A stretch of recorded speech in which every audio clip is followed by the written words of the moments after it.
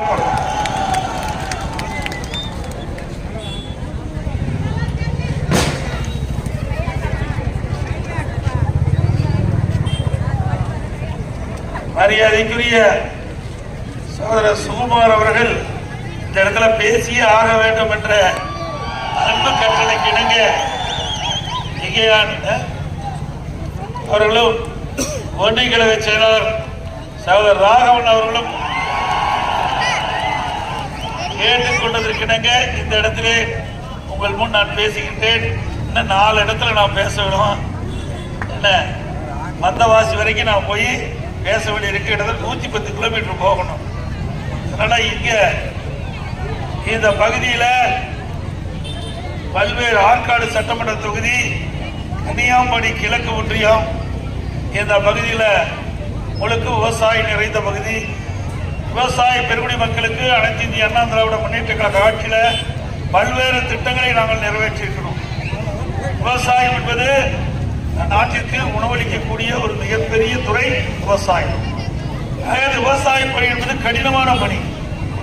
நானும் ஒரு விவசாயம் இருக்கின்ற காலத்திலே அந்த கஷ்ட நஷ்டம் துன்பம் துயரம் வேதனைகள் மொழியும் நான் அறிந்திருக்கின்றேன். இன்றைக்கும் நான் விவசாயம் தான் செய்து கொண்டிருக்கின்றேன். விவசாயம், விவசாயி தொழிலாளி 2 பேருமே கடினமான உழைப்பாளிகள். அவர்களுக்கு இரவு பகல் இல்லை, அதே போல வெயிலும் மழை இல்லை, எல்லாம் பொருட்படுத்தாமல் உழைத்தால்தான் தாங்கள் பயிரிட்ட பயிரை அதன் மூலமாக விளைச்சலை பெற முடியும்.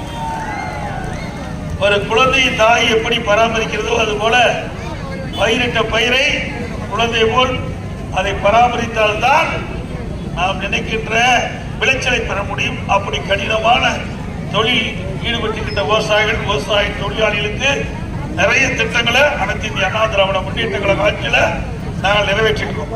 விவசாயம் எடுத்துக்கொண்டால் ஒரே 5 ஆண்டு 2014 2021 வரை 2 முறை விவசாயிகள் தொடக்க வேளாண் கூட்டுறவு வங்கியில் வைக்கும் பயிர்க்கடன் தள்ளுபடி செய்த அரசாங்கம் அதிமுக.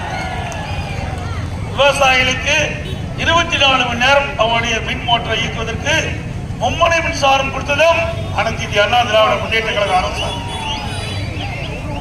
இது மட்டுமல்ல, விவசாயத்திற்கு நீர் முக்கியம். அந்த நீரை முழுமையாக விவசாயிகளுக்கு கிடைக்க வேண்டும் என்ற அடிப்படையில் குடிமராமத்து திட்டத்தை கொண்டு வந்து பல ஆண்டுகளாக ஏரி குளம் அணைகள்லாம் தூர் வராமல் இருந்தது.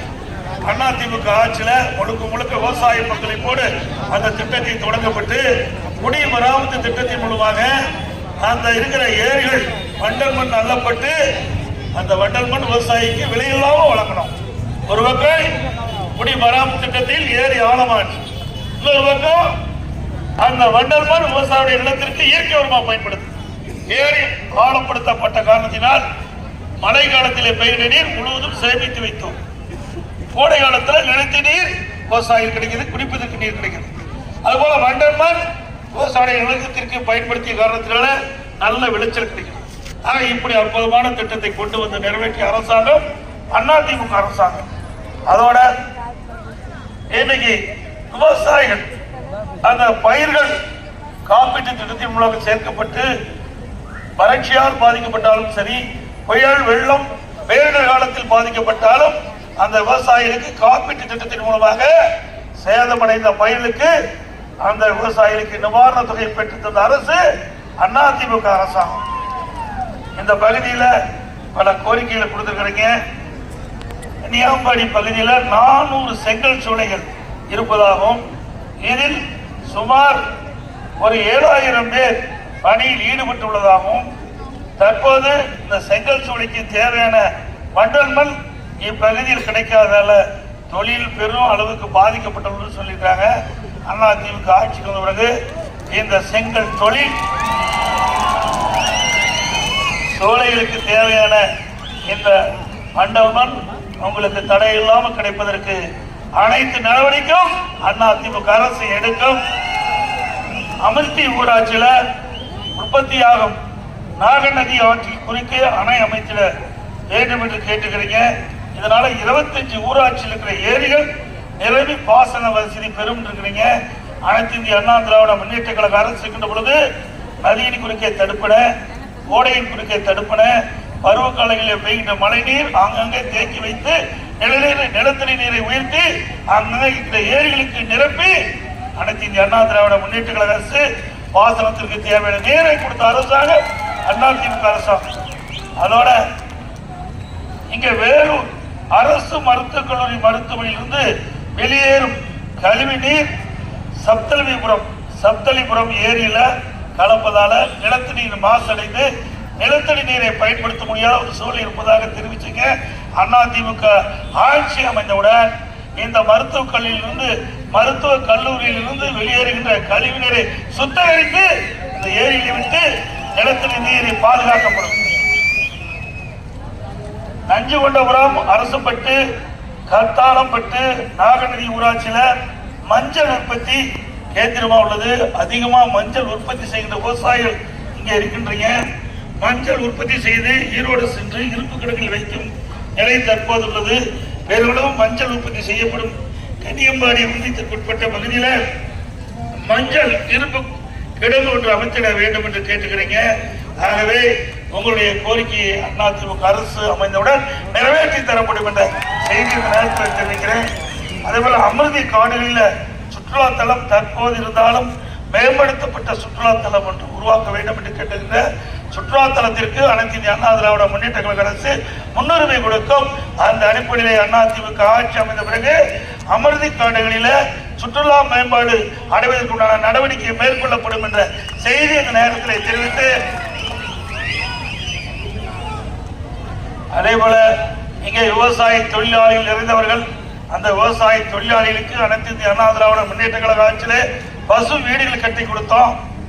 அதோட விலையில்லா கறவை மாடு, விலையில்லா ஆடுகள், கோழி எல்லாம் கொடுத்து பொருளாதாரத்தை மேம்பாடு அடைய செஞ்சோம். ஏழை எளியோர்கள் முதியோர்களுக்கு அனைத்து இந்திய அண்ணா திராவிட முன்னேற்ற கழக ஆட்சியில் முதியோர் உதவித்தொகை ஒரே நேரத்தில் சட்டப்பேரவை 110 கீழ் சட்டமன்றத்தில் அறிவிச்ச 5 லட்சம் பேருக்கு கொடுக்கப்படும் அறிவிக்கப்பட்டு கிட்டத்தட்ட 85% அந்த முதியோர் பெருமக்களுக்கு தமிழ்நாடு முழுவதும் முதியோர் உதவித்தொகை கொடுத்தோம். அதே போல அனைத்து இந்திய அண்ணா திராவிட முன்னேற்ற கழக ஆட்சி வளர்ந்துடனே விவசாய ஏழை தொழிலாளிகள், தாழ்த்தப்பட்ட ஏழை மக்கள், அதோட மலைவாழ் மக்கள், இந்த மக்களுக்கெல்லாம் அற்புதமான காங்கிரீட் வீடு முழுமையா கட்டி கொடுக்கும். இப்ப கட்டுற வீடு மாதிரி நினைக்காதீங்க, பிரமாதமான வீடா கட்டி கொடுக்கப்படும். அதே போல பொன்மனச்செம்மல் புரட்சி தலைவர் எம்ஜிஆர் இருந்த காலகட்டத்தில் பொங்கல் என்று எல்லா ரேஷன் குடும்பத்தைக்கும் விலையில்லா வேஷ்டி, விலையில்லா சேலைகள் கொடுத்தாங்க. இந்த ஆட்சி வந்தவர்களுக்கு முறையா கொடுக்கல. சில இடத்துல வேஷ்டி கொடுத்தா சேலை கொடுக்கல, சில இடத்துல சேலை கொடுத்தா வேஷ்டி கொடுக்கல, சில இடத்துல ரெண்டுமே கொடுக்கல. அது இந்த மாவட்டத்தை சேர்ந்தவர் ராணி, இந்த மாவட்டத்தை சேர்ந்த அமைச்சர் தான் இந்த துறைக்கு அமைச்சராக இருக்காரு. இருந்தாலும் இந்த ஆட்சியில ஏழை மக்களுக்கு தேவையான திட்டங்களை எதுவும் நிறைவேற்றப்படவில்லை. ஏற்கனவே அனைத்து இந்திய அண்ணா திராவிட முன்னேற்ற கழக ஆட்சியில் கொண்டு வந்த திட்டத்தையும் முழுமையாக நிறைவேற்றப்படவில்லை. அனைத்து இந்திய அண்ணா திராவிட முன்னேற்ற கழக ஆட்சி உங்களால் அடுத்த ஆண்டு மலர்கின்ற பொழுது பொன்மனச்செம்மல் புரட்சி தலைவர் எம்ஜிஆர் கொண்டு வந்த திட்டம் தைப்பொங்கல் என்று எல்லா குடும்பத்தைக்கும் தரமான சேலை, வேஷ்டி முன்கூட்டியே வழங்கப்படும். அதே போல அதிமுக ஆட்சி வளர்ந்தவுடனே தீபாவளி என்று ஒவ்வொரு தீபாவளி என்றும் நம்முடைய தாய்மார்களுக்கும் பெண்களுக்கும் அற்புதமான சேலைகள் வழங்கப்படும். அருமையான சேலை கொடுக்க போறோம்.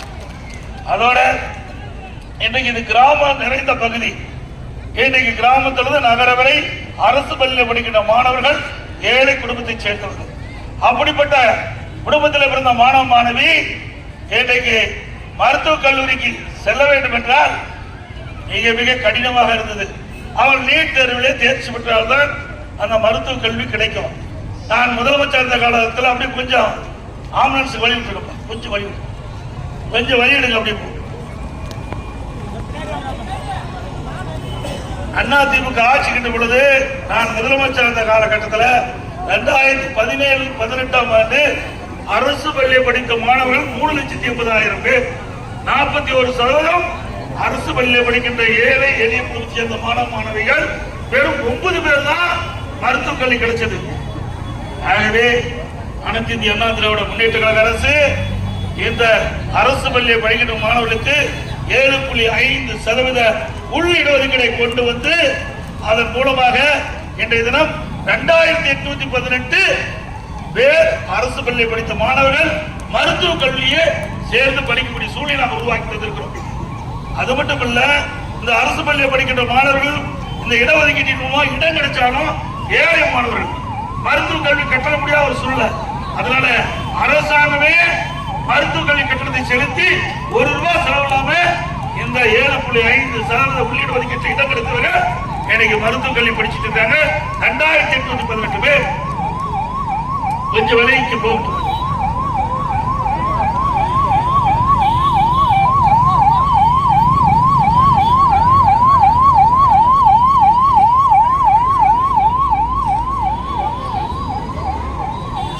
அதே போல திராவிட முன்னேற்ற கழகம் ஆட்சிக்கு வருவதற்கு முன்பு தேர்தல் அறிக்கையில் குறிப்பிட்டாங்க, திமுக ஆட்சிக்கு வந்தவுடன் 100 நாள் வேலை திட்டத்தை 150 நாளாக உயர்த்தப்படணும்.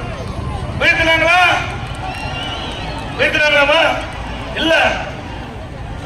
அந்த 100 நாள் வேலை திட்டத்தில் பணிபுரிகின்ற அந்த தொழிலாளிகளுக்கு சம்பளம் உயர்த்தப்படும். உயர்த்தினாங்களா அந்த ஆட்சியில? 100 நாள் வேலை திட்டம் குறைஞ்சு போச்சுனாங்க. உண்மையா? 100 நாள் வேலை கிடைக்குதா? இல்ல, கிடைக்கல. எவ்வளவு நாள் கிடைக்குது? 50 நாள் தான் கிடைக்குது. அது மட்டும் இல்ல, இந்த 100 நாள் வேலை திட்டத்தில் பணிபுரிந்த இந்த ஊழியர்களுக்கு சம்பளம் முழுமையா கொடுக்கல இந்த அரசாங்கம். அதிமுக கட்சி எதிர்கட்சியாக இருந்தாலும் மத்தியிலே போராடி வாதாடி முதற்கட்டமா இந்த 100 நாள் வேலை திட்டத்திலே பணிபுரிந்த அந்த தொழிலாளிகளுக்கு 2999 கோடி பெற்று தந்தது அதிமுக கட்சி. ஆயுத கட்சி திமுக, எதிர்கட்சி அதிமுக. ஆனா ஆட்சியில இருந்தாலும் இல்லாவிட்டாலும் தமிழ்நாட்டு மக்கள் பாதிக்கின்ற பொழுது, ஏழை மக்கள் பாதிக்கின்ற பொழுது அதற்கு தேவையான நிவாரணத்தை பெற்று தருகின்ற கட்சி அனைத்து அண்ணா திராவிட முன்னேற்ற கழக கட்சி.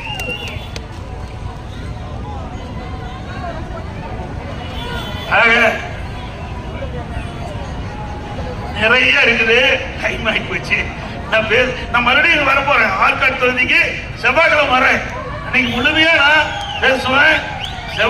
செவ்வாய்க்கிழமை மீண்டும் ஆற்காடு சட்டமன்ற தொகுதி மக்களை சந்திக்க இருக்கிற நேரத்தில் தெரிவித்து மக்களை காப்போம், தமிழகத்தை மீட்போம், மக்களை தமிழகத்தை மக்களை தமிழகத்தை மக்களை தமிழகத்தை மக்களை தமிழகத்தை பை பை ஸ்டாலின். நன்றி, வணக்கம். வண்டி பிடிங்க பார்த்து